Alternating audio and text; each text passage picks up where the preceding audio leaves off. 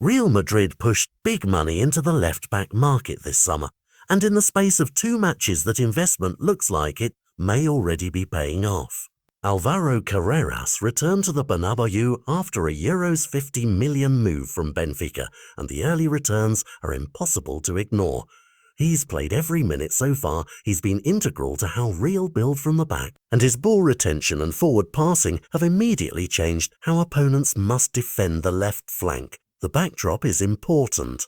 Ferland Mendy's recovery is still a question mark, and Fran Garcia arrived at pre-season with momentum after shining in tour matches, so there was a genuine competition for minutes. What hasn't been a close call, however, is what's happened on the pitch. Carreras has taken the shirt and shown the sort of composure and attacking intent that make him more than just a defensive full-back.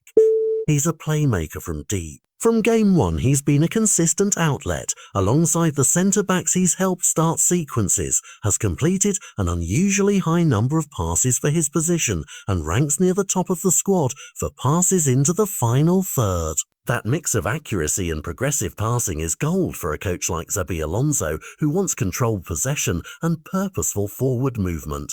But the numbers tell only part of the story. What catches the eye is how Carreras links with the winger ahead of him. In one match he found a rhythm with Vinicius Jr. In another, his understanding with Rodrigo opened space and created key chances. Those connections are not accidental. They come from timing runs, choosing the correct weight on passes, and a willingness to step into midfield when Real need an extra man to escape pressure. For a player being reintegrated after a big money move, that level of calm under pressure is rare and valuable. And it's precisely why the selection picture has shifted so fast. With Carreras delivering full 90s and providing forward thrust, he's offered Xabi Alonso something Mendy has not recently because of fitness, match-ready, repeatable intensity on the left. Fran Garcia remains a high-quality option and will see minutes, especially during rotations or when specific tactical tweaks are needed. But as long as Carreras keeps producing, he's the one the manager will turn to when the stakes are high. This has clear implications beyond who starts each weekend.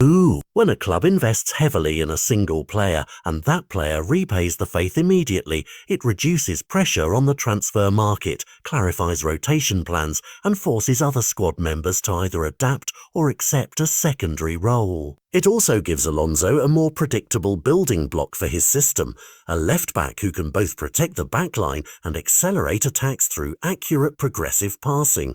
There's a human element too. Teammates notice reliability. A fullback who rarely gives the ball away and consistently finds the right options makes everyone around him play with more confidence.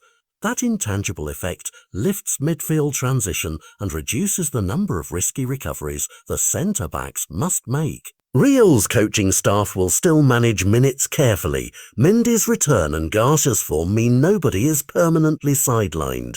But for now, Carreras' performances have settled a debate that looked like it could drag on. The coming weeks will matter.